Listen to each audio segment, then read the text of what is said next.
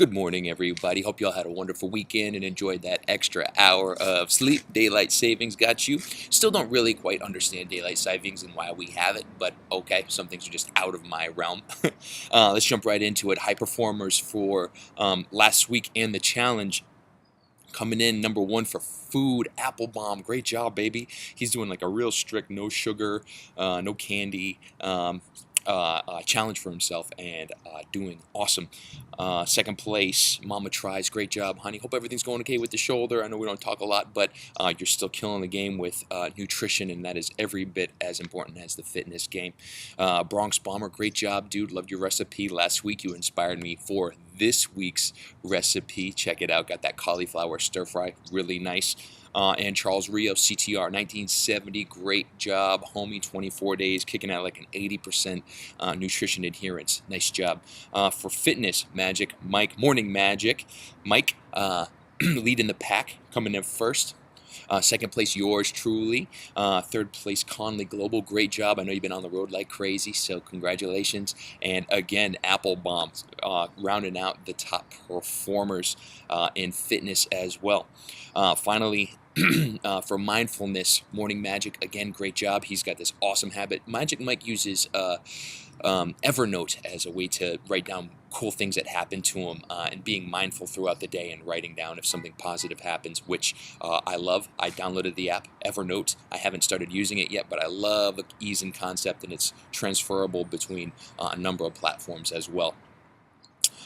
Mindfulness as well, yours truly. I am finding this challenge very helpful for me with my mindfulness more than anything because I've been seeking different ways to be mindful. I do self-massage. I set a timer and just massage my neck. Well, we did that. I covered a lot of those things, but I am discovering more mindfulness with my partner, etc., doing massages for connection. So we take turns giving each other massages or meditating together, reading together. So that has also helped me deepen my relationship as well. And finally, rounding out third place, Bronx Bomber for mindfulness. Nice job, Sergio, coming in to round out the top. Okay, so speaking of metrics, wanted to apologize for the metric mess the last couple days.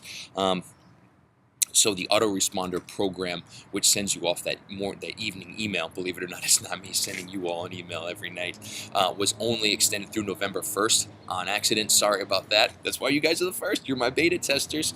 But it should all be handled now.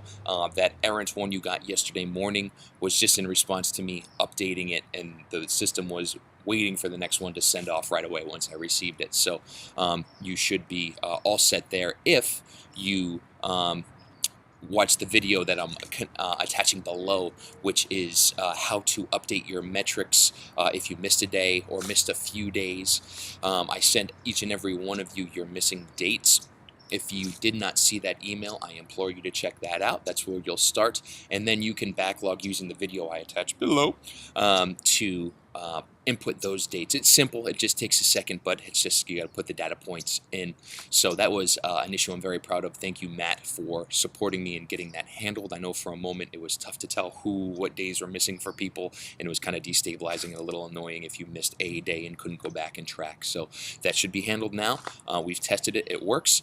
But let me know anyway if you have any questions about that. So hit the link below for the YouTube video. It'll walk you through it. It's a 2-minute video. No problem. And if you still have issues, of course, reach out. Name people who update them and ask. Okay. So the topic of the day, what I wanted to do was talk about showing up for ourselves. And, this last month has really revealed to me what has been working in my life and what hasn't been working. This competition has really upped my fitness game. Even more so, I've been doing much more cardio and cross training, not just heavy weight training, and my body is, I think, seeing a difference for that, increased heart rate. So like I said before, the mindfulness has been very supportive as well. Getting outside of my head more in different avenues, not just meditation, but how to be mindfully mindful and practicing self-care in different ways. So I wanted to offer that up to you. How is this challenge having you show up for yourself, and in what ways are you avoiding? What ways are you self-sabotaging? Because I can tell in the metrics the people who are playing and are not. I can see if you're not even inputting the daily submission email.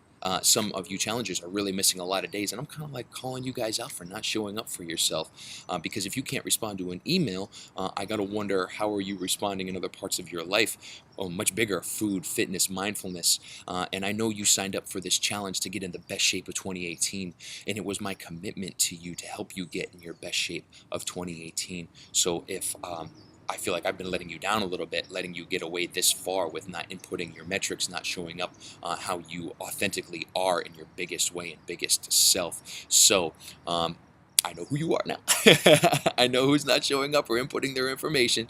So I'm going to be on you this week to push you forward about that. This was not the last email you'll get from me regarding updating your metrics, showing up for yourself, playing a bigger game, and getting the results by December 31st, 2018, so you are, in fact, in the best shape of your 2018 annual calendar year. So be ready for that. And I also want to shout out that I was self-sabotaging myself this last week. It's not just for you guys. This challenge is taking your coach to a new level of depth. I self-sabotaged myself on Saturday. I was great on food. I was great on alcohol all day. But at the end of the night, and it was just because I didn't get my submission email. I didn't get it either. That I didn't play all the way through, and I had this desire for graham crackers and cereal, and I've been abstaining from cereal for the whole challenge. But I had almond milk and I had a sleeve of graham crackers, and it was like this mental battle at 10 o'clock on Saturday night. Either say yes to my submission email the next day and figure it out, or crush a whole sleeve of graham crackers and almond milk. And I crushed a whole sleeve of graham crackers and almond milk. And when I was done doing it, I was like, what the fuck? Why did I do that? Self-sabotage. So I offer you a invite to look into yourself, and where are you self-sabotaging yourself? If you're doing awesome, you're on a roll, you're loving how you're showing up, but all of a sudden there's a little voice saying, like, give that to yourself. Have that. Who cares about this challenge? No one will know. And that's what my brain said. You can just say yes. No one would know. You can just lie on your metrics. But I knew once I ate that stuff, I had to come clean, because it was self-sabotage that I know all you guys go through as well. And I want you to know that you are not alone when it comes to this kind of thing. Even someone who works out 6 days a week now, I'm working on myself, a health coach. I mean, sabotage is always there, and it's always a challenge. So I invite you to share if you need support with me. I am there for you, and let's talk about it. Let's get some things cleared off. It feels good to admit when we've fallen off the horse a little bit. It helps us get back on faster. And with that in mind, I just wanted to give you a few simple habit builders that could support you guys turn it around if you're self-sabotaging a little bit, or if you're kind of falling off the wagon with not answering because of your submission emails because of shame, pain. Number one, make your food for the day the night before. That's right, prep your veggie sticks, prep your apple, put it out on the counter, your protein bar, whatever you have for snacks. Make your breakfast the night before. Put your lunch in a Tupperware the night before. Have it all ready so in the morning there's no scrambling to get ready. Gets you a little more sleep and everything's all set up. Set your coffee as well if you do that in the morning. The night before. Also, number two, prep your supplements if you're a supplement taker. I don't recommend any, but that's just not where I'm at in this competition, but I do take them. Put them in a weekly supplement pill box, so you can have all those ready and just put them in your hand and eat them. No need to divide. It just smooths the process out for you a little bit more. Number three, prep your gym bag the night before. Put your clothes in it, whatever you need. If you work out in the park or anything, have your equipment ready. Have a water bottle in there. All the other things you need, a change of clothes, your shower bag, whatever it takes for you, have that ready and in front of your door the night before, so there's no excuse not to have it. It'll also hold you a little more accountable. Number four, get connected. If you know someone and want that is on the same path as you to lose weight, to get fit, reach out to them. Set a calendar date for your workouts. At my best, I do that every single week with somebody. One, it helps me stay in connection with friends, and number two, it makes an appointment in my calendar that I stick to. I have a much higher adherence rate that way. If you don't have anyone that you work out with or know in your area, set a date with yourself. Put it in your calendar, literally with an alarm. And if you have that in there, I guarantee you're going to play a bigger, more connected game than if you just kind of go to the gym willy-nilly. And number five, make goals every single week. Relationship goals, personal goals, career goals, self-care goals, fun goals, challenging goals. Set yourself up. right to start off small with a little bit of a little handful of goals. Last week, mine was to read twice a week for my mindfulness, do something fun with my daughter, just me and my daughter, spend quality time with Jocelyn for 2 nights, and we knocked it all off. We did all of it. So I highly encourage you to set goals for yourself, small ones, medium, large ones, and also do it with somebody else. If you have a partner, if you have a friend, getting these things done makes it more fun. It makes the adherence much higher, and it's more satisfying because we're staying in connection. So highly encourage you to set goals every single week and keep track of them. So that's it for now. Let me know what your habit builders are. I love to hear from you guys. I live for this stuff, so please let me know what you guys are working with, so I can share it if it's like super dope and people maybe haven't thought of a habit stack or a habit builder that way. So that's it for now. Remember to vote tomorrow, tell somebody you love them, and be the change you wish to see in the world. Love you guys. Talk soon.